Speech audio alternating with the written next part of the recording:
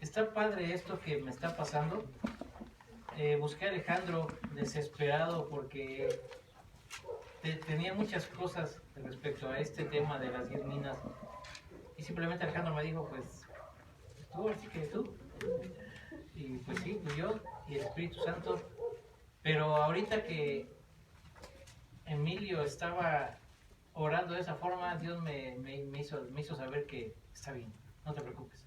Venía con un cierto de incertidumbre, pero con todo lo que dijo Emilio ahorita, Dios me dijo, ahí está, no te preocupes. Con lo que expuso ayer Isaac, el porcito, ¿dónde está? ¿Se fue para allá? Con lo que expuso ayer también son varios textos que dijo que le dio a decir Alejandro, se me está adelantando porque yo mañana lo voy a ver. Entonces creo que es Dios el que obra en mi vida y como dijo Emilio, que sea Dios el que se manifieste en nuestras vidas ahorita, que Él sea el que tome lugar. Vamos a orar, ¿les parece? Señor Jesús, te agradezco tu inmenso amor, tu misericordia, el hecho de que estás intercediendo por mí, por cada uno de nosotros, que estamos aquí y aún del mundo, al lado del Padre, en donde tú desde ahí nos bendices y desde ahí, Señor, nos cuidas.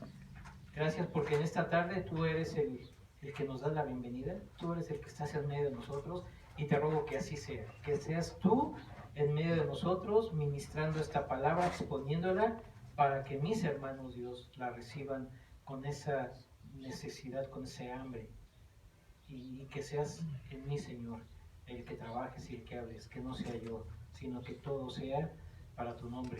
Dijo Emilio, para que crezcamos, y esa es la idea, Dios, de que crezcamos contigo y que tú seas el que nos des ese crecimiento. Te doy gracias en esta tarde y también te ruego, Dios, que quite sueño a mis hermanos, a mis hermanas, si hay dolores, si hay enfermedades, que no sean parte que nos haga distraernos. Y también, Dios, creo que es buen tiempo. Gracias por la vida de esta familia. No sé quién haya sido que puso agua, refrescó bastante el lugar y creo que no va a haber por ese lado ninguna distracción por calor. Pero ayúdanos, Dios, a que seas tú, solamente tú. En el nombre de Jesús. Amén. Bueno. Seguimos libro por libro, capítulo por capítulo y versículo por versículo. Hoy nos toca Lucas 19 a partir del 11. ¿Se acuerdan? Acompáñenme en sus libros, en sus Biblias. Vamos a leer Génesis 1:1. Cuando les digo vamos a leer, si yo lo leo y ustedes me siguen con su mirada. Creo que lo tenemos todo, ¿verdad? Génesis 1:1. ¿Qué dice en tu título? La creación. La creación, es correcto. Bueno, pues si vamos a hablar de creación, dice, en el principio creó Dios los cielos y la tierra. ¿Quién lo creó? Dios. 66 libros, desde Génesis hasta Apocalipsis, habla de Dios. Ahí adelantito en Génesis 1:26, por favor. Génesis 1:26. Entonces dijo Dios, hagamos...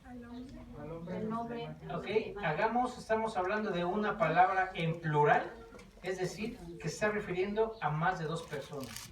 Hagamos al hombre a nuestra imagen conforme a nuestra semejanza y señoree en los peces del mar, en las aves de los cielos, en las bestias, en toda la tierra y en todo animal que se arrastra sobre la tierra. Les he comentado que en ningún libro está escrito Trinidad. En ninguna parte, en ningún libro del Nuevo o del Antiguo Testamento hay una palabra que diga Trinidad, pero que sea implícito. Cuando dice Dios, hagamos, en ese momento está el concilio divino, que está el Padre, el Hijo y el Espíritu Santo presentes. ¿Sale? Eso es algo muy importante que debemos saber y recordar. ¿Por qué? Porque aquí en Génesis 1:26 habla de Jesús. Hemos aprendido, hermanos, de un pueblo que fue rescatado de Egipto. ¿Se acuerdan quién es ese pueblo? Israel. El pueblo de Dios. Egipto significa casa de servidumbre, significa el mundo. Ahí los tenían subyugados, los trataban mal. Hubo una persona que aunque puso muchos peros, pero al final obedeció. Este fue Moisés. ¿Qué hizo Moisés? Sacó a su pueblo elegido de Dios de Egipto. La sacó por mano poderosa, lo sacó por el Mar Rojo, y estos pudieron ver cómo se abrió, pudieron salir y pudieron ponerse a salvo. Se habló de poder. Venían huyendo de un reino con un gran número de ejército y a caballo. Quiero hacer énfasis en esto. Cuando hablo de que venía un reino tras él, venía un reino con gran número de ejército y a caballo, porque venían gente a caballo y gente caminando.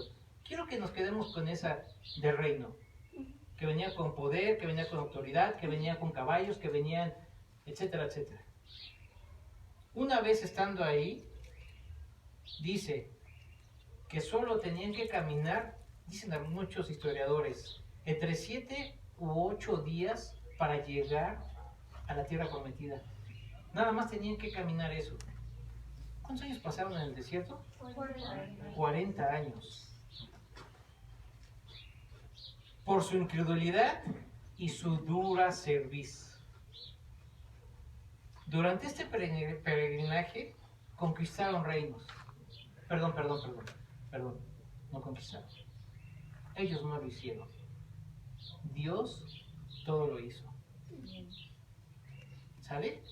Hablamos de un reino que venía tras ellos, con poder, con gente de a caballo y con gente caminando, y hablamos de que durante esos 40 años, cuando llegaron a la tierra prometida, hoy en la mañana estamos en Jericó, estamos en el río del Jordán, ahí ya nos mantiene Alejandro, ahí estamos ahí enfrente ya para repartir la tierra. Durante todo este tiempo habían conquistado reinos, pero no fueron ellos. Dios lo hacía todo. Voy a hacer énfasis en 2 pactos. El primero, el pacto abrámico. Estamos hablando de Abraham. Acompáñame a Génesis. Génesis 17, del 1 al 8. Me voy a ir un poquito rápido, hermanos, porque sí está extenso. Y es Génesis 17, del 1 al 8. Dice: Era Abraham de edad de 99 años cuando le apareció a Jehová y le dijo: Yo soy el Dios Todopoderoso, anda delante de mí y sé perfecto. Y pondré mi pacto entre mí y ti y te multiplicaré en gran manera. Entonces Abraham se postró sobre su rostro y Dios habló con él diciendo: He aquí mi pacto es contigo y serás padre de muchedumbre de gentes. Y no se llamará más tu nombre Abraham, sino que será tu nombre Abraham, porque te he puesto por padre de muchedumbre de gentes, y te multiplicaré en gran manera, y haré naciones de ti, y reyes saldrán de ti, y estableceré mi pacto entre ti y mí, y tu descendencia después de ti en sus generaciones, por pacto perpetuo, es decir, por siempre, para ser tu Dios y el de tu descendencia después de ti.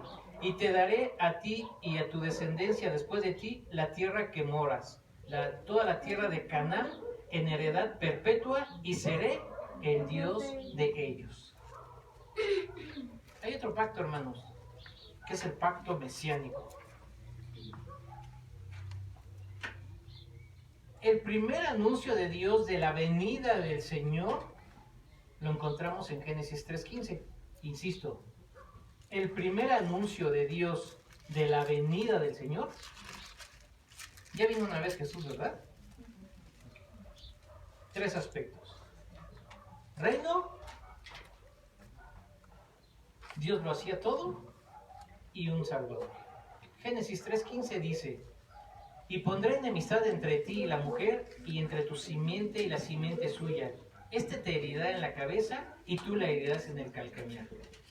Explica aquí que sería Jesús un descendiente de Abraham que bendeciría a todo el mundo. Adelantito en Génesis 49:10, por favor. No será quitado el cetro de Judá, ni el legislador de entre tus pies, hasta que venga Silo. ¿Sí ven? Sí dice Silo, ¿verdad? Esa palabra significa el verdadero rey. Y a él se congregarán todos los pueblos. ¿Qué dice acerca del primer anuncio de la venida del Salvador? Dice que vendría de la tribu de Judá. En el pacto que hizo con Dios y que hizo Dios con David, todo esto, hermanos, está en 2 de Samuel. Todo el capítulo 7 habla de eso, del pacto que hizo Dios con David, en el que decía que anunció que el Mesías vendría por medio de la familia de David. Miqueas 2, por favor, acompáñenme. Miqueas 5:2. Casi está hasta el último. Antes de llegar, Miqueas 5:2. Miqueas. Está casi ya hasta el final de los últimos libros del Antiguo Testamento. Miqueas 5:2. ¿Lo tenemos?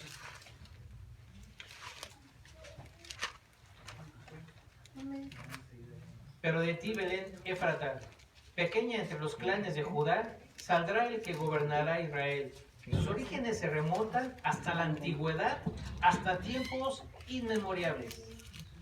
¿Qué se profetizó a ti aquí? Que el Mesías nacería en Belén. ¿La ciudad de quién? De David. Mateo 2:6, por favor. Mateo 6:2.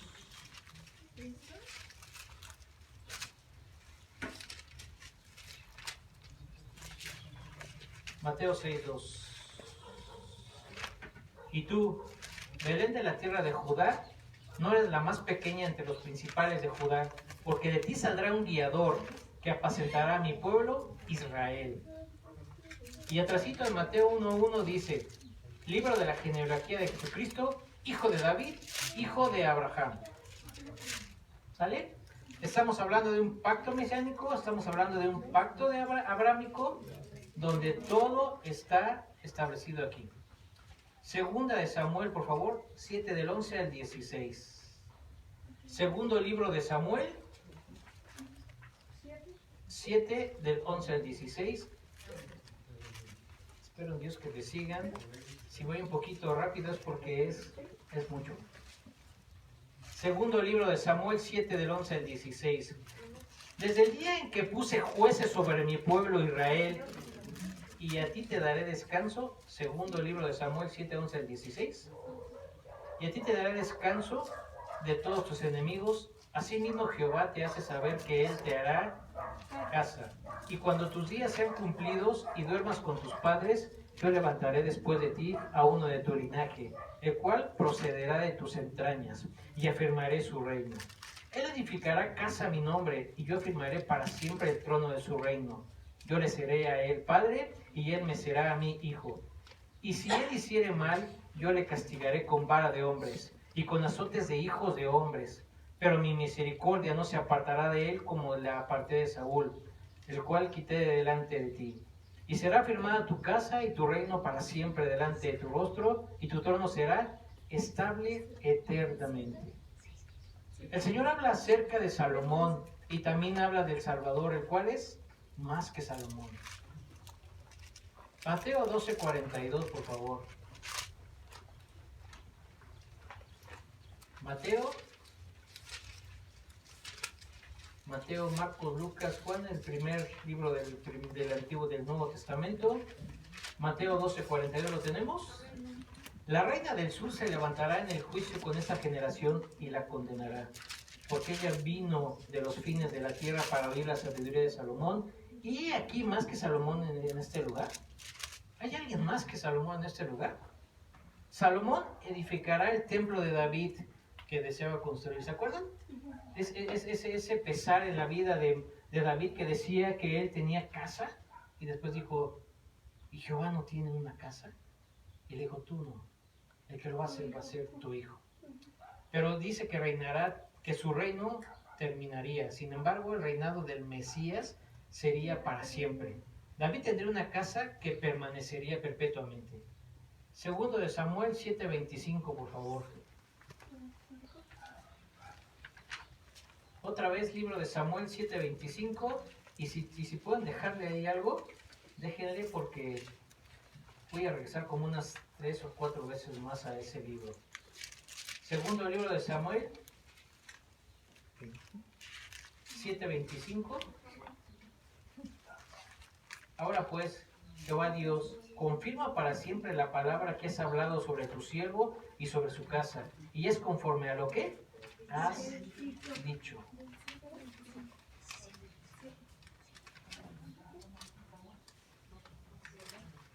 Segundo libro de Samuel 7:29. Que se me hace que así va a ser todos los domingos porque no están dormidos. Segundo libro de Samuel 7:29. Ten ahora a bien bendecir la casa de tu siervo, para que permanezca perpetuamente delante de ti. Porque tú, Jehová Dios, la has dicho, y con tu bendición será bendita la casa de tu siervo para siempre. Es decir, un reino para siempre. Aquí, ahí atrásito, en 2 Samuel 7:16. Y se afirmará tu casa y tu reino para siempre delante de tu rostro, y tu trono será estable eternamente. Su trono será ¿qué? Y permanentemente.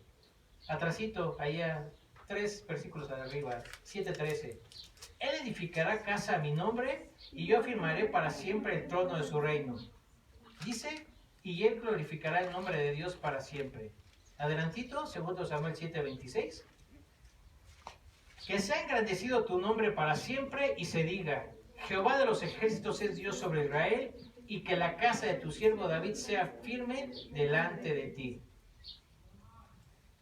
Hermanos y hermanas, todo se cumple en Jesucristo. Todo lo que hemos leído se cumple en Jesucristo siendo el Hijo de David. Todo lo que hemos estado hablando es el pacto mesiánico. Es un pacto que desde siempre la gente estaba esperando a el Mesías. ¿Sale? Salmos 89, 34 al 37, por favor.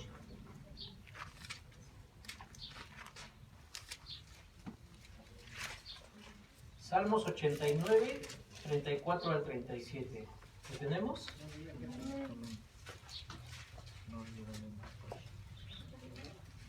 No olvidaré mi pacto. Salmo 89, 34 al 37. No olvidaré mi pacto, ni mudaré lo que se ha salido de mis labios. Una vez he jurado por mi santidad y no mentiré a David. Su descendencia será para siempre, y su trono como el sol delante de mí. Como la luna será firme para siempre, y como un testigo fiel en el cielo. Lucas 1:32 y 33, por favor.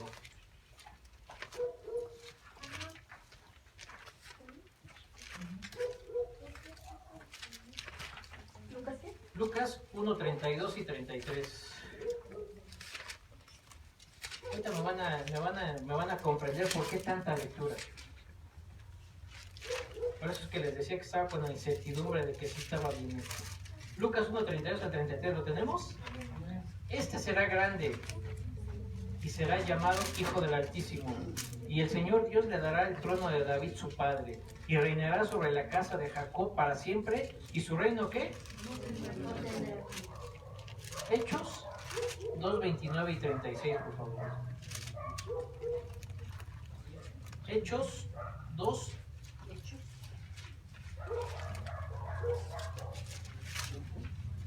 Hechos 2, 29 al 36.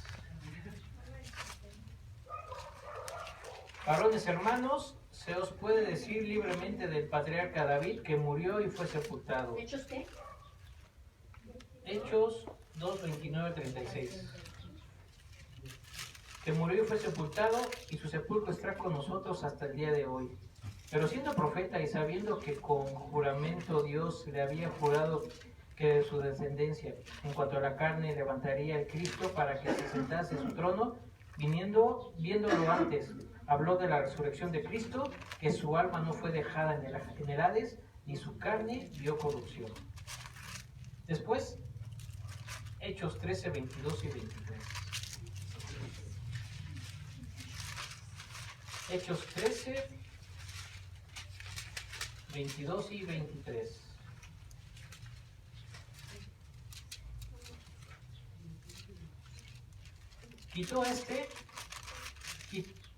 Quitado le levantó por el rey David, de quien dijo también testimonio diciendo: he hallado a David, hijo de Isaí, varón conforme a mi corazón, quien hará todo lo que yo quiero. De la descendencia de y conforme a la promesa, Dios levantó ¿a quién? A Jesús. ¿Por qué? Por Salvador de Israel. Segunda de Timoteo 2:8. Adelantito, segunda de Timoteo 2:8.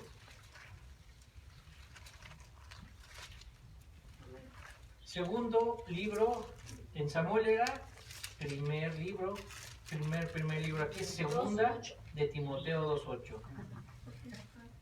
Acuérdate de Jesucristo, del linaje de David, resucitado de los muertos conforme a mi evangelio, y se manifestará cuando Él regrese, estableciendo el reino prometido y sentándose en el trono de David. Se lo voy a volver a leer porque con eso vamos a... Acuérdate de Jesucristo, ¿del linaje de quién? De David. Resucitado de los muertos conforme a mi evangelio, y se manifestará ¿qué? ¿Cuándo qué? Cuando Él regrese. ¿De quién está hablando? De Jesús. Estableciendo el reino prometido y sentándose en el trono ¿de quién? De David. Bueno, ¿y qué onda? Ahora sí, Lucas 19, 11 al 13, por favor. Entremos en materia. Lucas 19, del 11 al 27. Parábola de las 10 minas. Oyendo estas cosas, prosiguió Jesús y dijo una parábola, por cuanto estaba cerca de Jerusalén. Y ellos pensaban que el reino de Dios se manifestaría inmediatamente. Dijo pues: un hombre noble se fue a un país lejano para recibir un reino y volver. Y llamando a 10 siervos suyos, les dio 10 minas y les dijo: negociad en tanto que vengo. Dice, Jesús prosiguió. Prosiguió significa seguir, continuar, llevar adelante todo lo que se tenía pensado. Dice que prosiguió aquí significa seguir, continuar, llevar adelante todo lo que se tenía empezado. Y entonces la pregunta es, ¿qué empezó el Padre por medio de Jesús? Tú y mi salvación. ¿Y dónde está nuestra salvación? En Jerusalén. Y precisamente va para allá. ¿Se acuerdan? Salió de la casa de nuestro pequeño amigo Zaqueo. Y afuera de la casa de Zaqueo había mucha gente. Por cierto, esos son los murmuradores. Y esos son los que dice, oyendo ellos.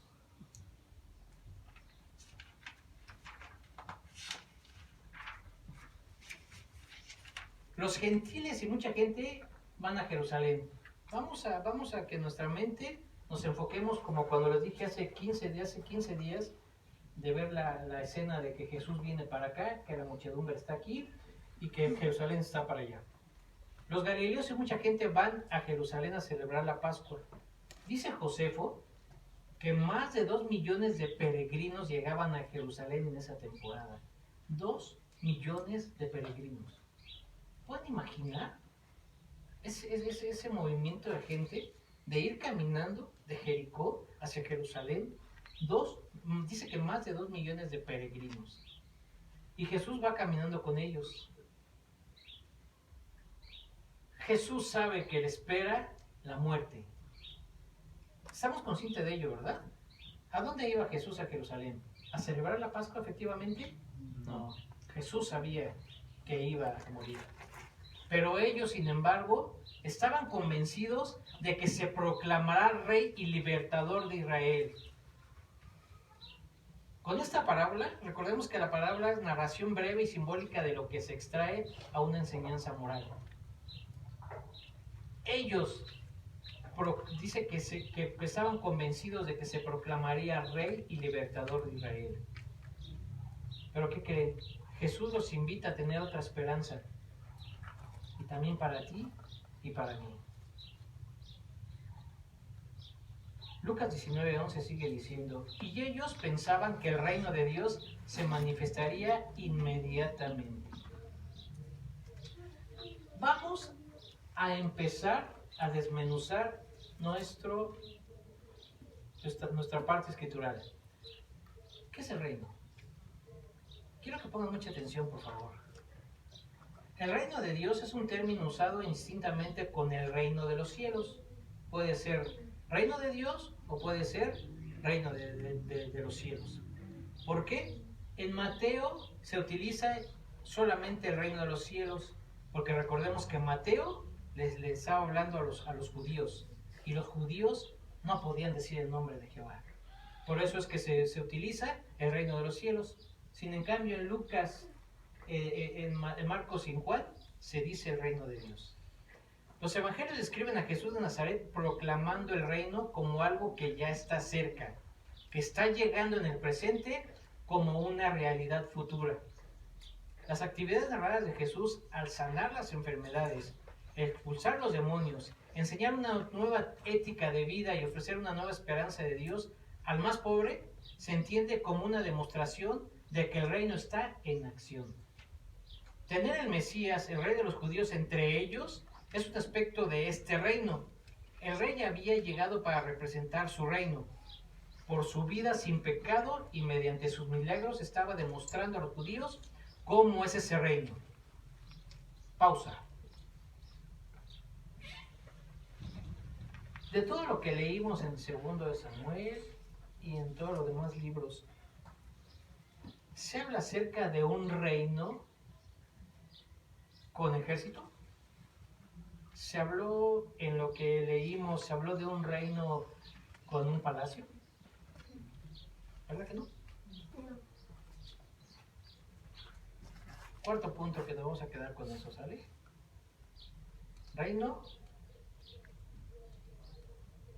que Dios lo hacía y Jesús dio mucha importancia a este tema. ¿Se acuerdan la oración modelo? Padre nuestro que estás en los cielos. Después, ¿qué sigue? Vénganos tu reino. Era un asunto muy especial de Jesús. Lo hizo en el énfasis de que cuando sus seguidores le dijeron, enséñanos a orar. El reino de Dios también se refiere al cambio de corazón o mente. ¿Se acuerdan que Alejandro nos habla mucho de la metanoia? Esto es, que debemos de cambiar nuestro corazón. Nuestro destino es llegar con Jesús. Dando énfasis a la naturaleza espiritual de su reino al decir que el reino de los cielos está dentro de vosotros mismos. Ya he leído esta frase, también puede traducirse como lo que un día me permitieron predicarles. ¿Se acuerdan de la venida del reino? Lucas 17, 20 al 21. Adelantito, por favor. Atrasito, Lucas 17 del 20 al 21. Preguntado por los fariseos, ¿cuándo había de venir el reino de Dios? Le respondió y dijo, el reino de Dios no vendrá con advertencia, ni dirán, helo aquí o helo allí, porque he aquí el reino de Dios está, ¿cómo? Entre vosotros. ¿Se acuerdan qué pasó con Zaqueo? Cuando decidió bajar, que bajó de inmediato, decía que en ese momento no podía seguir esperando, porque el reino de los cielos estaba en él, en su corazón. Jesús mismo estaba en el corazón de Zaqueo. Esa es la referencia de cuando dice, porque el reino de Dios está entre vosotros.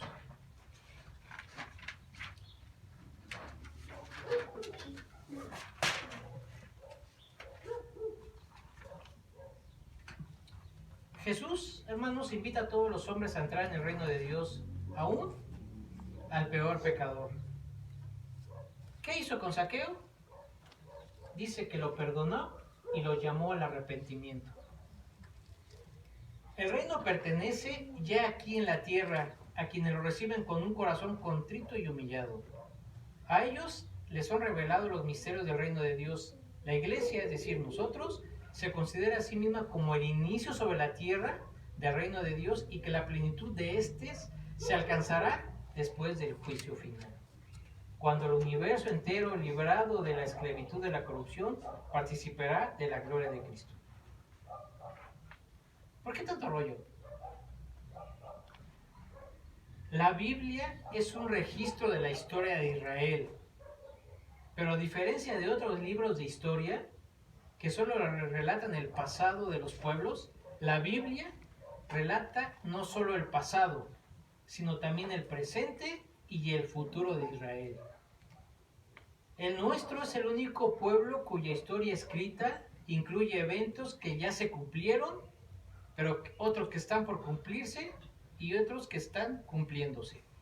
Quiero que tomen muy en cuenta esto. La Biblia tiene un pasado, un presente y un futuro. Juan 3:16, ¿qué dice?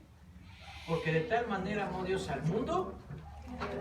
Este es un verbo en pasado, que ha dado a su Hijo unigénito para que todo aquel que en Él cree, en un presente, no se pierda, mas tenga que en un futuro.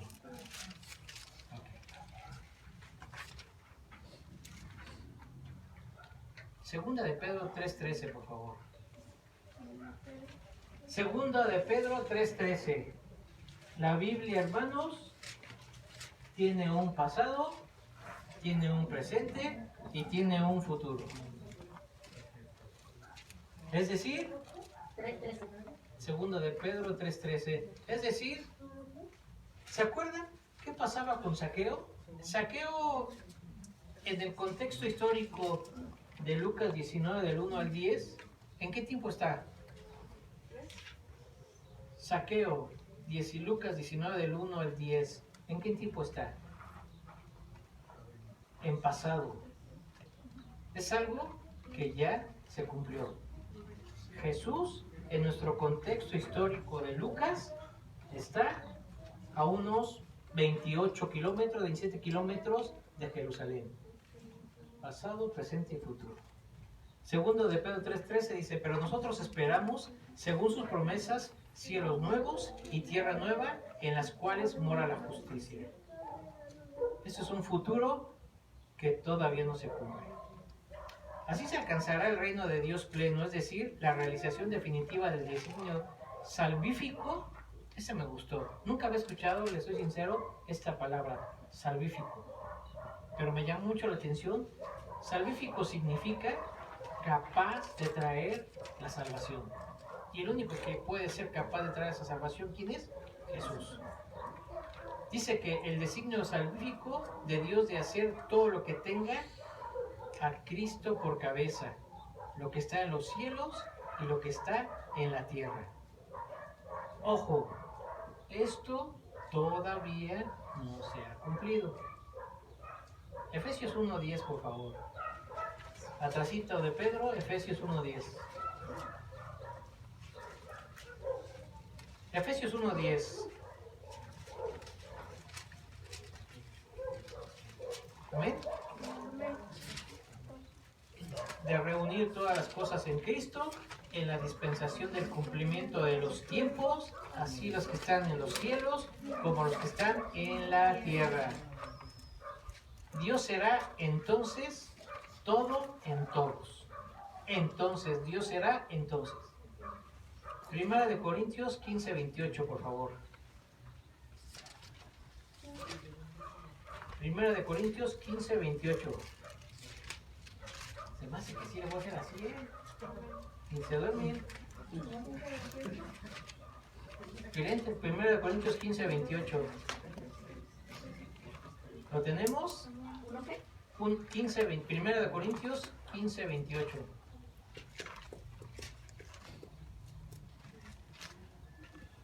Pero luego que todas las cosas le estén sujetas, entonces también el Hijo mismo se sujetará al que le sujetó a él todas las cosas, para que Dios sea todo en todos. Aquí en la Biblia, aquí como en toda la Biblia, hermanos, hay un hecho bastante importante. Me encanta saberlo. Seguimos en Jericó. Aquí es donde Herodes Arquelao tiene su palacio. ¿Quién es este? ¿Quién es Herodes Arquelao? ¿Quién es? Hermanos, quiero que me escuchen. Cuando yo lo estaba leyendo, dije, está chido, está padre. Esta es la única parábola de Jesús que está basada en un hecho histórico. Y eso es fascinante. Cuando murió Herodes el Grande en el año 4 a.C., dejó su reino dividido entre Herodes Antipas, Herodes Felipe y Arquelao. Aquel reparto tenía que ser ratificado por los romanos antes de ser efectivo. Arquelao fue a Roma a tratar de convencer a Augusto para que se le reconociera su derecho. Pero los judíos mandaron una embajada de 150 hombres para decirle a Augusto que no lo querían como rey. ¿Qué dice Lucas 19:14, hermanos? Lucas 19:14, pero sus conciudadanos le aborrecían y enviaron tras él una embajada diciendo, no queremos que éste reine sobre nosotros. De hecho, Augusto le confirmó su herencia, aunque sin título de rey. ¿Vale? Sigue diciendo Lucas 19:12 y dijo, pues un hombre noble se fue a un país lejano para recibir su reino y volver. Este hombre noble es Arquelao, que va a Roma, quien recibe un reino sin ser declarado rey. Jesús cuenta esta parábola justo antes de ir a Jerusalén. Insisto, ¿qué pasó en Jerusalén, hermanos? ¿Qué pasó después de la Santa Cena, de la última cena con Jesús? ¿Qué pasó? Fue arrestado y empezó todo el martirio. Aquí hay un hecho muy importante y muy padre. Es un contraste de que cuando me acuerdo que lo hemos vivido el domingo, el sábado de Gloria, que la gente le gusta estar mojándose y estar desperdiciando agua y todo lo demás. De repente me encuentro con esta lectura y digo, wow. Lucas 19:38 dice, Lucas 19:38, diciendo, bendito el Rey que viene en el nombre del Señor, paz en el cielo y gloria en las alturas. Aquí es donde fue Jesucristo coronado como Rey, aquí en la tierra. Ese momento es cuando la gente corona a Jesús como Rey. Pero poco después fue rechazado por su pueblo. Lucas 23:21, por favor.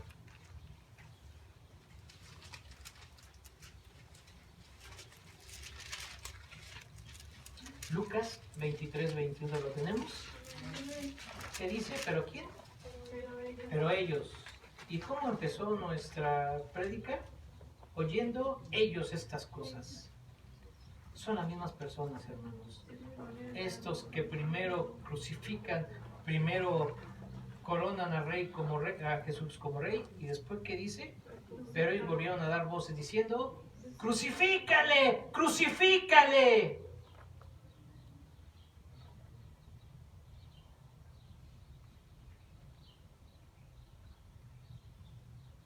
A veces tú y yo somos así.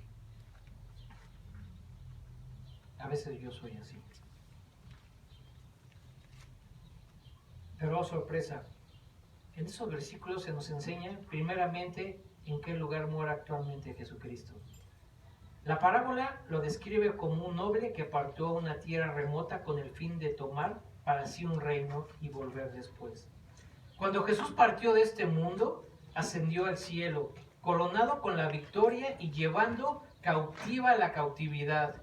Y al presente está allí sentado a la diestra de Dios. Mateo 28:20 dice que está allí, haciendo las veces de sumo sacerdote de su pueblo e intercediendo todos los días por ti y por mí. Pero no permanecerá siempre en ese lugar, mas saldrá de él para bendecir a su pueblo y revestido de poder y gloria ponerse a sus enemigos debajo de sus plantas y establecer su reino universal. Su segunda venida, hermanos. Creo que todos hemos escuchado acerca de la segunda venida de Jesús. ¿Cuántos desean que ya sea ese tiempo? Por lo personal, yo. Y como dice Emilio, se los he compartido a ustedes los martes. Le he dicho, Dios, eres misericordioso. Cuando vengas, ven en este tiempo. Ven un domingo por tu iglesia para que nos encuentres aquí alabándote. O ven un martes. O ven una noche cuando alguien de mis hermanos está alabándote y orando. Ven ese momento y llévanos. Porque es el tiempo en el que vamos a estar con Él. Gloria a Dios. Una segunda venida que está el pueblo, mucha gente queriendo que eso suceda. Y les decía, me hacía hincapié, estaba batallando esta palabra. La batallé toda la semana. Y Alejandro está ahí que no me deja mentir. Le dije, Alejandro, te necesito. Te necesito porque no sé cómo aterrizar todo esto. Y de repente hoy escucho a Emilio que dice de que la gente ya quiere de la segunda venida y esto y el otro. Digo, Dios es el que obra en nosotros, es el que habla en nosotros. Dice Lucas 19:13. Y llamando a 10 siervos suyos, les dio 10 minas y les dijo, negociad entre tanto que vengo. Hermanos, esta parábola es igual en temática a la de los talentos. Esa parábola está en Mateo del 25, 14 al 30. Pero aquí con historias y puntos geográficos diferentes. En Mateo da talentos. ¿Qué significa talento? Es una clase de mayordomía, responsabilidad en el reino de Dios. ¿Qué es talento? Es una clase de mayordomía. Es una responsabilidad en el reino de Dios. Uno recibió 5, el segundo recibió 2 y el tercero recibió 1. Pero aquí, en nuestra parábola de Lucas, dice que manda llamar a 10 y les da un talento a cada uno. En este caso habla de una mina. Una mina significa 100 dracmas. Alejandro me ha insistido mucho, y doy gracias a Dios por eso, de que nos hace que busquemos varias traducciones de la Biblia, porque eso ayuda. Entonces dice aquí que son 10 siervos que recibieron la misma cantidad. Cuando uno recibió una mina, y aquí viene algo importante, una ordenanza demasiado clara. Dijo, negociad entre tanto que vengo. ¿Cómo esperar? ¿Cómo prepararnos tú y yo para la segunda venida? Alejandro el pastor, no recuerdo cuándo nos compartió, ya me acordé, un sábado en el colegio. El pastor nos compartía acerca del mejor anhelo de este acontecimiento, de su segunda venida. Él nos dijo, no son las poradas, no son las calles de oro, no es el mar de cristal. ¿Qué es lo más importante de la segunda venida de Jesús? ¿O cuál es tu anhelo, o debería ser tu anhelo y mi anhelo? Decía Alejandro, verle. ¿Sí o no? No me importan ni las calles de oro, ni me importa el mar de cristal, porque voy a estar con Él. Nuestro anhelo, cómo esperar y cómo prepararnos para una segunda venida es ese anhelo de verle. Primera de Juan 3, 2 y 3, por favor, acompáñenme. Primer libro de Juan 3, del 2 al 3.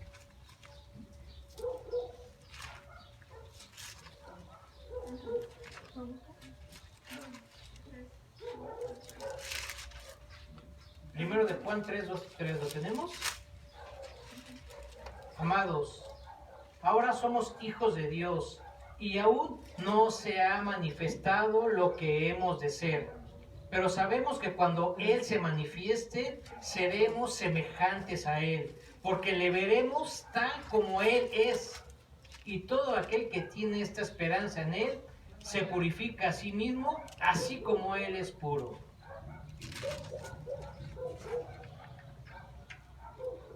Hermanos, si en verdad queremos ser como Cristo cuando Él venga y lo veamos, procuremos ser como Él. Pregunta, ¿cuando Él venga o desde ahorita?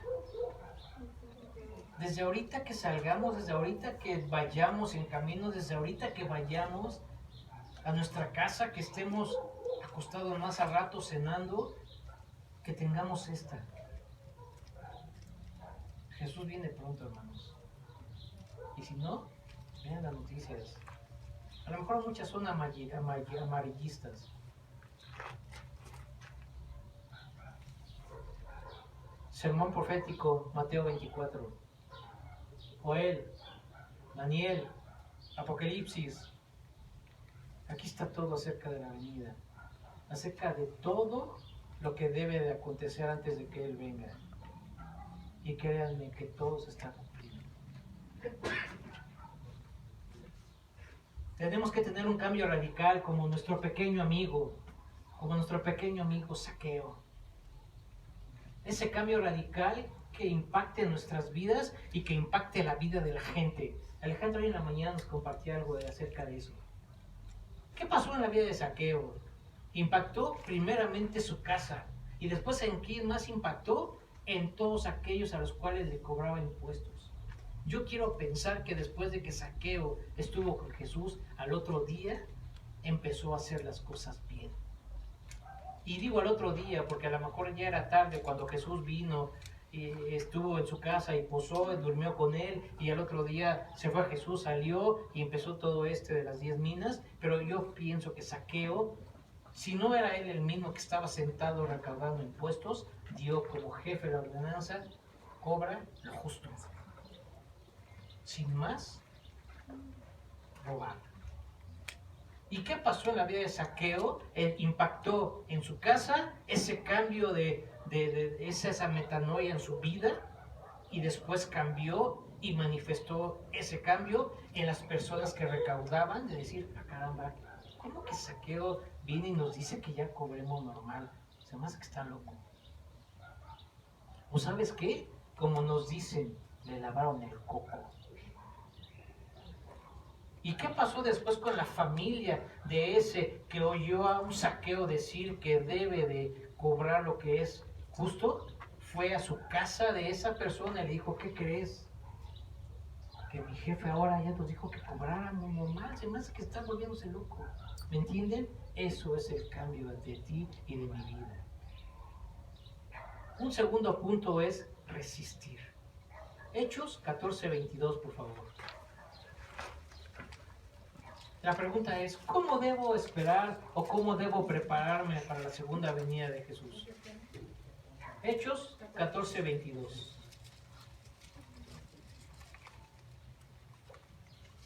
¿Lo tenemos?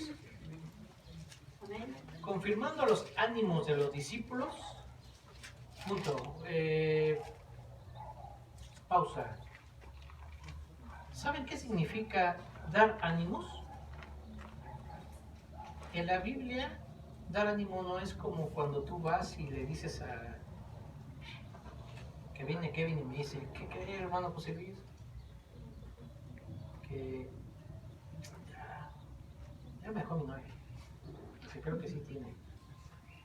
Dice Alejandro que por su face lo conoceréis, y sí. Hasta declara amor y le pone sus corazoncitos.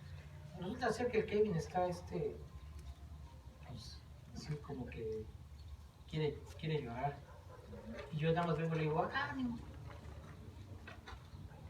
El ánimo en la Biblia significa levántate. Deja de estar postrado en tu zona de comodidad y levántate, hazlo. Dice, confirmando los ánimos de los discípulos, exhortándoles a que permaneciesen en la fe y diciéndoles, es necesario que a través de muchas tribulaciones, ¿qué dice? ¿Entremos dónde?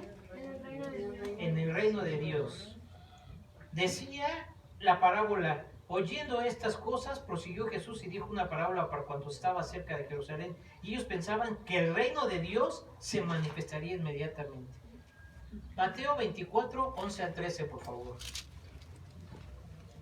Mateo 24, 11 al 13. ¿Cómo es que tú y yo, Mel? ¿Cómo es que tú y yo, hermano Juan? ¿Cómo es que tú y yo, Ramón, Jonathan, Alejandro Pérez, Emilio, Toño, todos y los demás? ¿Cómo es que debemos estar preparados para la segunda venida de Jesús? ¿Qué dice Mateo 24, 11 al 13? Y muchos falsos profetas se levantarán y engañarán a muchos. Y por habérsela multiplicado de la maldad, el amor de muchos se enfriará. Mas que el que ¿qué? Perseverare hasta el final, este será salvo. Tercer punto, para poder saber cómo. Y este es el más importante y es el que hace énfasis al que dice Jesús. Y llamándolos a los 10 siervos les dio 10 minas y les dijo, negociad entre tanto que vengo. Trabajar con fidelidad para Cristo. Hermanos,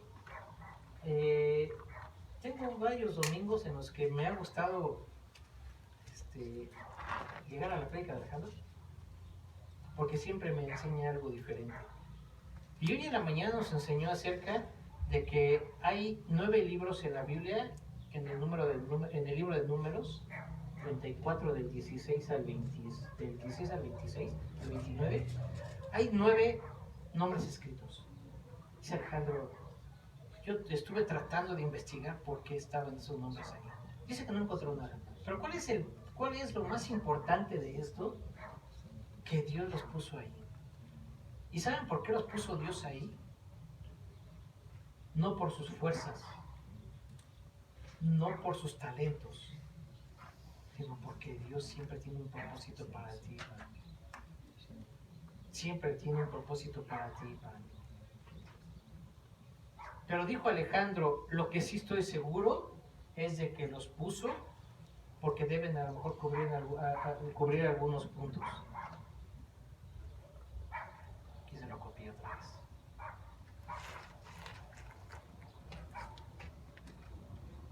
Habló de un segundo punto que dice que había sorpresa de sus habilidades. Dice que estas personas, hermanos, no sabe Alejandro por qué esos nombres están escritos ahí en la Biblia y que permanecerán para siempre, porque la Biblia no puede ser borrada, ni cambiada, ni adulterada. Pero dice que sí, que estas personas deben de ser confiables, deben ser creíbles, tienen que ser humildes, tienen que ser honradas, tienen que tener valentía, tienen que tener paciencia, tienen que tener autoridad, tienen que tener integridad, tienen que ser de influencia, tienen que ser dependientes y sobre todo sumisos a Dios. ¿Qué crees? El trabajar con fidelidad para Cristo, tú y yo debemos tener estos requisitos. Y llamando a 10 siervos suyos, les dio 10 minas y les dijo, negociad entre tanto que vengo. Y llamando a 10 siervos suyos, cuando alguien habla a una persona, decía Alejandro, hay de las 9 personas que sus nombres están inscritos aquí, cuando salió el pueblo de Israel había muchísima gente, pero nada más había estos. Lo importante aquí es que debes de saber que cuando llamó a 10 siervos suyos, este hombre noble, es porque, ¿qué crees? Porque les tenía confianza y porque sabía sus nombres. Toño, toma, negocia entre tanto que vengo. Juan, toma, negocia entre tanto que vengo. Christopher y cada uno de nosotros toma, y así el nombre lo hace, y te lo hace a ti y me lo hace a mí. Negocia entre tanto que vengo. La idea principal de la parábola es una advertencia para estar vigilantes, atentos y haciendo lo que el hombre noble ordenó a sus siervos. No debemos estar dormidos, pues no sabemos el día en que llegará nuestro Señor a pedir cuenta de lo encomendado. Y quiero hacer énfasis aquí. Dice que no debemos estar dormidos, pues no sabemos el día que llegará nuestro Señor a pedir cuenta de lo encomendado. Es decir, ni tú ni yo, es más, ni el mismo Jesús sabe ni el día ni la hora en la que ha de venir. Entonces, ¿qué tiene que ver para ti, para mí esto? Que debemos estar trabajando diario, diario y diario. En la parábola, el noble representa al Señor Jesucristo en su segunda venida, que vendrá con el resplandor de su gloria en su reino, para encontrarse con sus verdaderos siervos, a los cuales quiere encontrar haciendo lo que nos ordenó. Negociar con el dinero, con los dones y talentos entregados, representa todas las responsabilidades que tenemos como siervos de Jesucristo, administrando la gracia que nos fue dada con gozo y gran expectativa, sin olvidar la vigilancia del alma, no concediendo a las tentaciones por las pasiones pecaminosas. En otras palabras, vigilancia, paciencia y trabajo fiel a nuestro Rey. Debemos hacer su voluntad, no pasar quejándonos por la vida que llevamos, sino hacer lo que Él le agrada. Una orden muy clara está en Marcos 16:15, por favor. Búsquenla. Marcos 16:15. Trabajar con fidelidad para Cristo.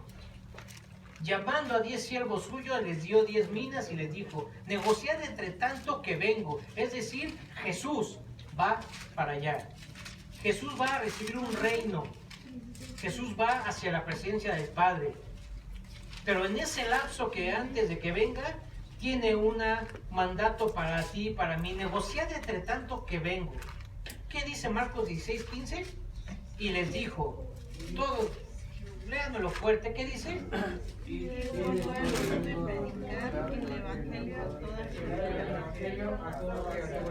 Esa es tu chamba y la mía, hermanos. Es todo lo que tenemos que hacer.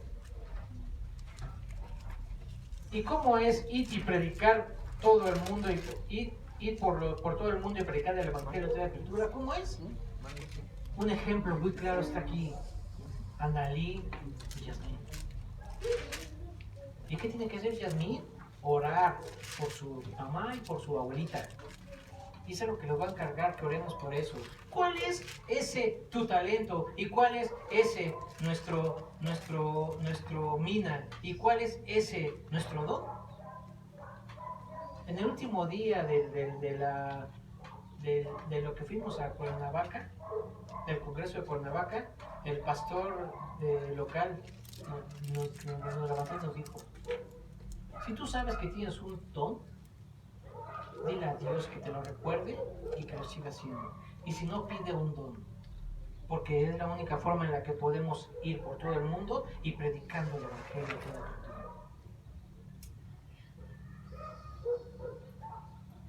Yo sé de alguien aquí que lo he comentado a mucha gente.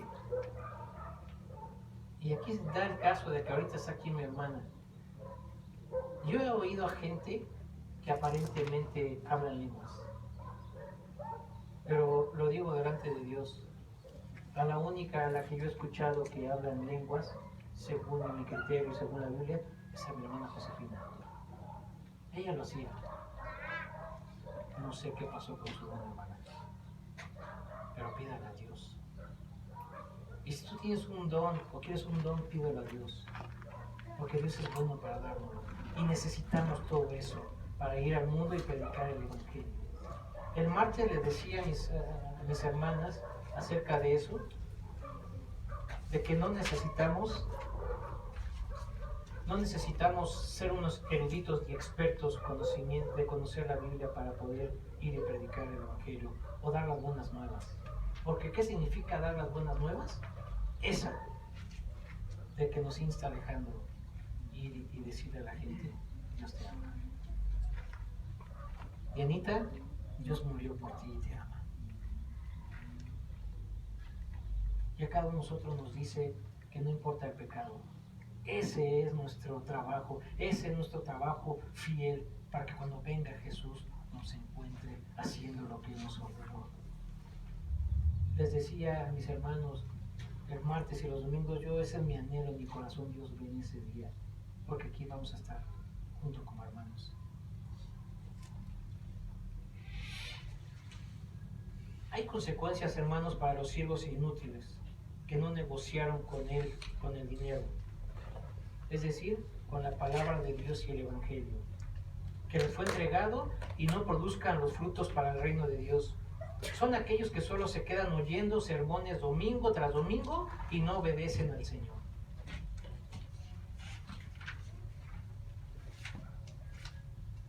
Debemos, como cristianos hermanos, estar preparados para hacer defensa de nuestro Evangelio. El martes también, aquí hubo un debate muy padre, me gustó, acerca de la armadura que tenemos que tener tú y yo día a día, acerca de nuestro escudo. ¿Cuál es nuestro escudo de la fe? ¿Te acuerdas, Analí? Estuvo chido. Primera de Pedro 3:15, por favor.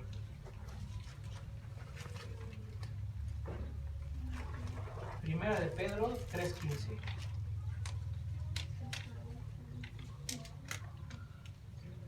Sino santificad a Dios el Señor en vuestros corazones, y estad siempre preparados para presentar defensa con mansedumbre y reverencia ante todo el que os demande razón de la esperanza que hay en vosotros. También debemos ser administradores de la gracia de Dios. Ahí adelantito, Primera de Pedro 4:10 al 11, ¿qué dice? Cada uno según el don que ha recibido, ministrelo a los otros, como buenos administradores de la multiforme gracia de Dios. Si alguno habla, hable conforme a las palabras de Dios. Si alguno ministra, ministre conforme al poder que Dios da, para que en todo sea glorificado por Jesucristo, a quien pertenece la gloria y el imperio por los siglos de los siglos. Amén. ¿Qué más debemos estar haciendo tú y yo para esperar la segunda venida de Jesús? Y sobre todo, para, en tanto vengo, y les dijo, negociad en tanto que vengo. Mateo 24:42, por favor. Mateo 24:42. ¿Sí? Velad, pues, porque no sabéis a qué hora ha de venir vuestro Señor. Primera de Pedro 4:7. Ya casi termino, ¿eh? Primera de Pedro 4:7, pero sí me funcionó esto de todos los libros, ¿sí? ¿Nadie se durmió? Primera de Pedro 4:7, ¿qué dice? Mas el fin de todas las cosas se acerca. Sed pues sobrios y velad en oración. En la mañana el pastor nos hacía las siguientes preguntas. Quiero que pongan mucha atención porque parece que es la misma, pero quiero a ver si alguien lo capta. ¿Qué tan difícil es tu camino con Dios? Lo repito. ¿Qué tan difícil es tu camino con Dios? Y la segunda es, ¿qué tan difícil es el camino con Dios? ¿Alguien notó la diferencia? Sí. ¿Cuál? ¿Quién dijo sí? El camino es contigo y el camino con Dios es...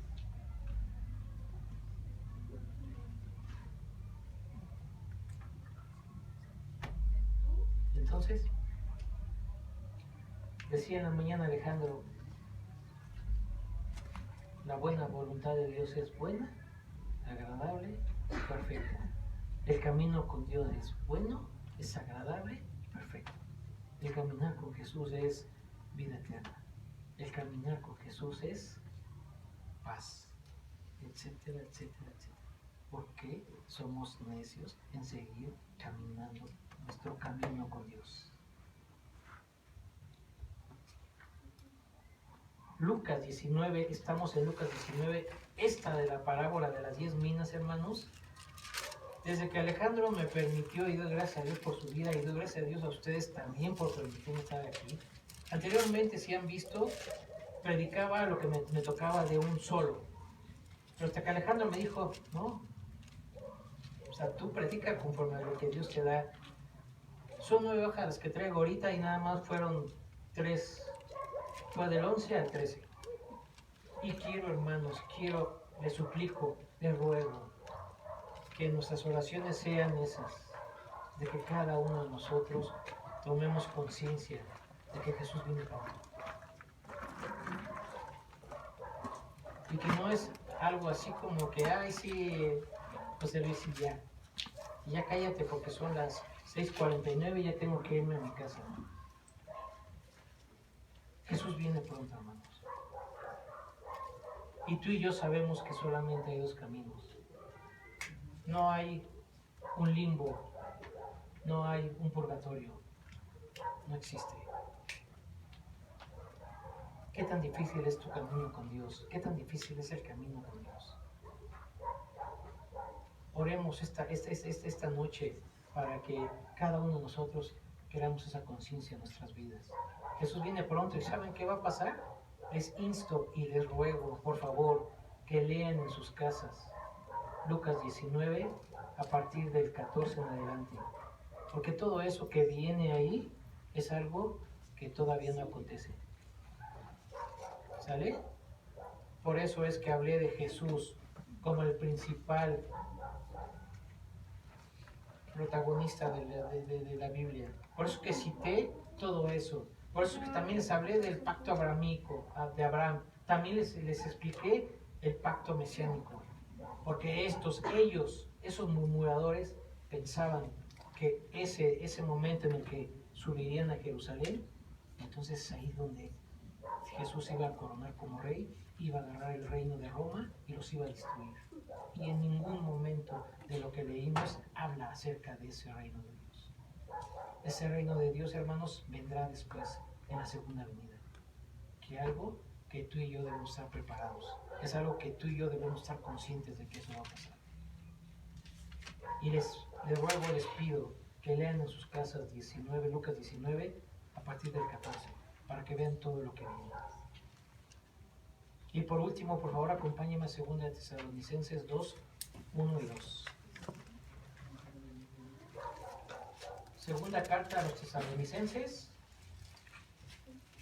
capítulo 2, versículo 1 al 2. Y quiero que todos lo tengamos, por favor. Quiero que todos lo encontremos. ¿Tesalonicenses qué? Segunda de Tesalonicenses 2, 1 al 2.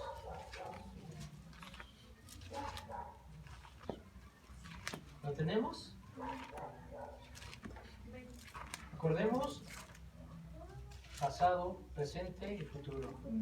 Cuando tú y yo venimos a la presencia de Jesús, dice que en ese momento Jesús perdonó mis pecados, los que hice ayer, perdona mis pecados que hice ahorita y perdonará mis pecados que haré mañana. Un presente, un pasado y un futuro. En este Lucas 19 del 11 al 27 habla de un pasado, de un presente y de un futuro que aún no pasa. Segundo Tesalonicenses 2:2 lo tenemos. ¿Qué dice?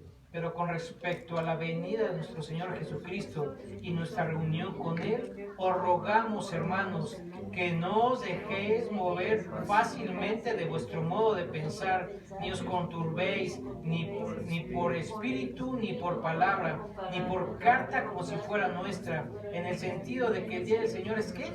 Está cerca.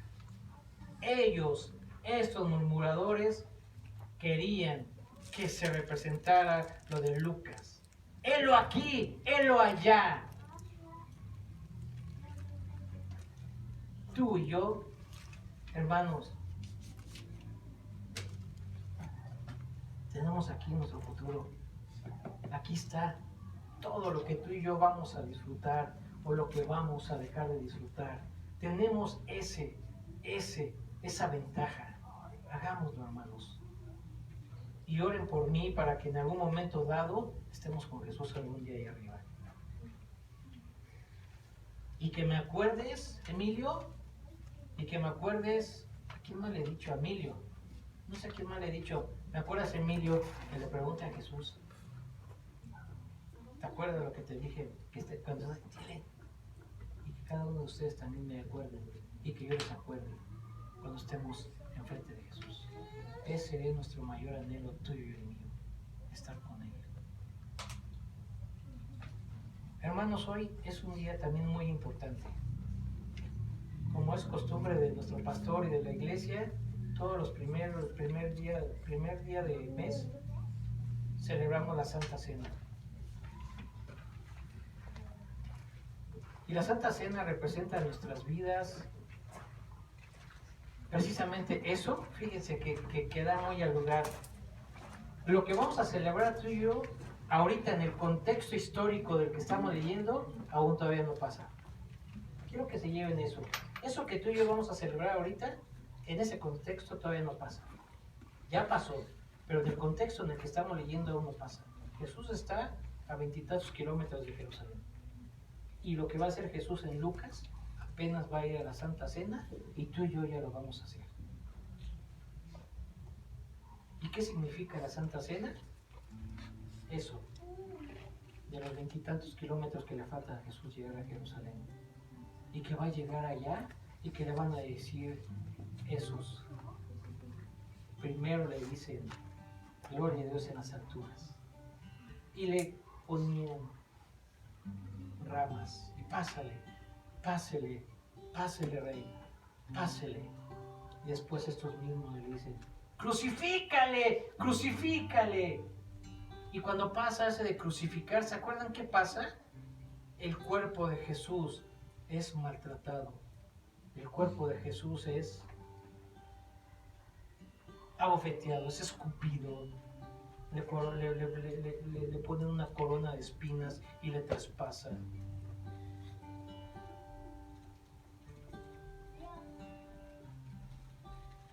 Y ese castigo lo tenía que merecer.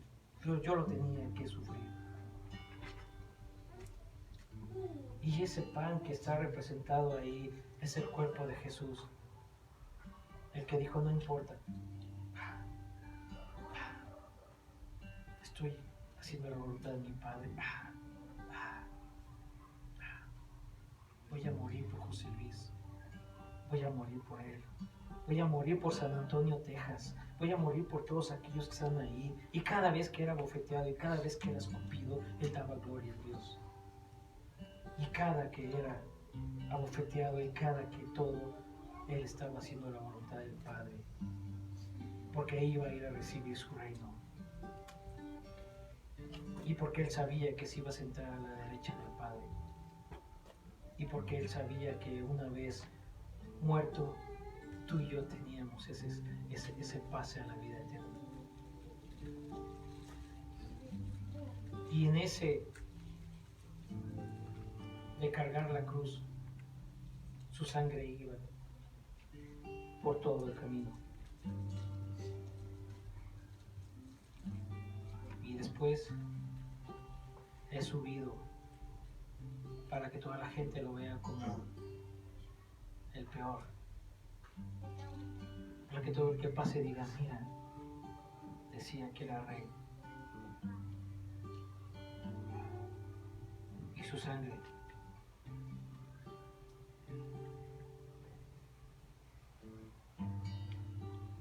hasta su última gota fue derramada para que cuando dijo Jesús, consumado es, todo está pagado para ti, Tony. Todo está pagado para ti, Dianita. Todo está pagado para ti, Chivis. Todo está pagado para ti, Emilio. Todo está pagado para ti, para ti, para ti, para ti, para ti. No te preocupes. Simplemente espera mi segunda venida. Sé fiel. Esfuérzate.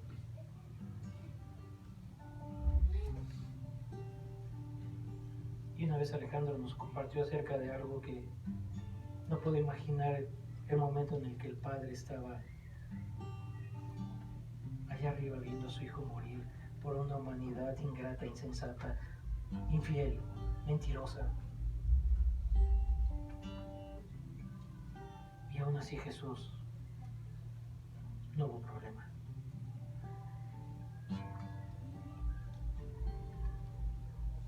¿Qué tan difícil es tu camino con Dios, hermano? ¿Qué tan difícil es el camino con Dios? Les pido de aquí en adelante que cuando sea primero de cada mes, hermanos, sepamos en lo que vamos a participar. Sepamos que tenemos que tener un buen tiempo con Dios antes de venir y de escuchar la palabra y en ese momento hablar con Dios y pedir perdón por nuestros pecados. Porque acuérdense que el comer y el beber sin juicio, es decir, sabiendo que estamos haciendo las cosas mal, nos implica en nuestras vidas pecado.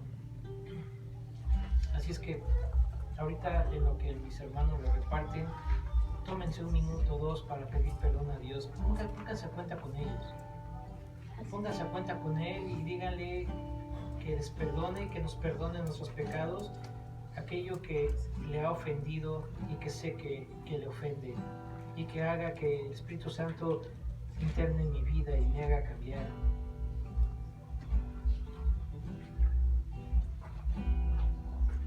Y que este momento de celebrar la Santa Cena, hermanos, vengamos a los pies de esa cruz del Calvario a dar gracias, a derramar nuestro corazón agradecido y decirle gracias, Jesús, porque tú moriste por mí. A decirle, Jesús, gracias porque tu padecimiento, este momento en el cual estás tú ahí, lo comparto contigo, y no porque esté crucificado contigo, sino porque tu pensamiento lleva mi nombre, Jesús. Y decirle, hermanos y hermanas, que siga bendiciendo nuestras vidas, que siga siendo por nosotros, que nos permita y nos enseñe a caminar con Él, y que nos prepare para que su segunda venida estemos todos juntos con ella. Yo quiero estar con Él, hermanos. Yo quiero estar con Él, hermanos.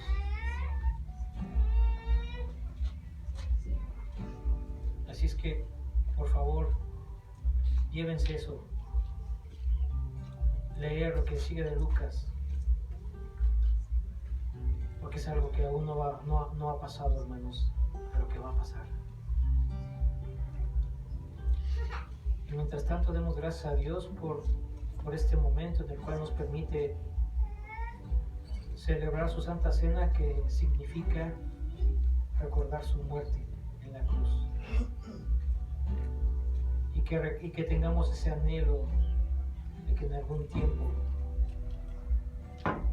lo haremos nuevamente. Podemos comerla.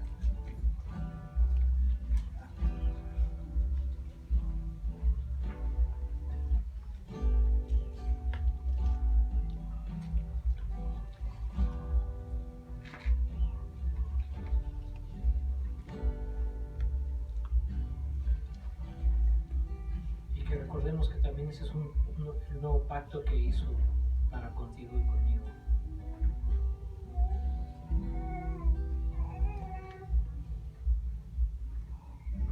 El que Él siempre está por ti y para nosotros. Que está a diario con su mano extendida para sanarte, para perdonarte, para ayudarte.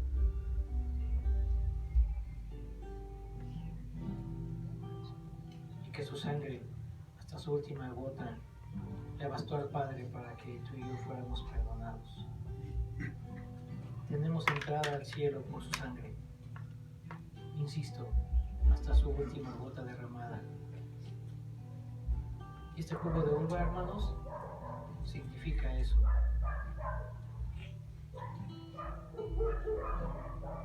El nuevo pacto en su sangre.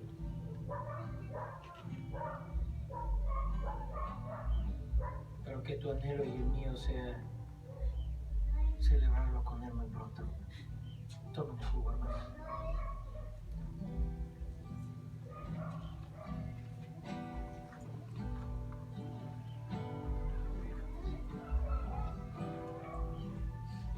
Dice Pablo que cada vez que lo hacemos, recordamos su muerte.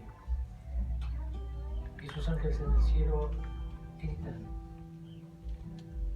con ímpetu: ven, Señor Jesús, ven ya. Señor, gracias por este tiempo.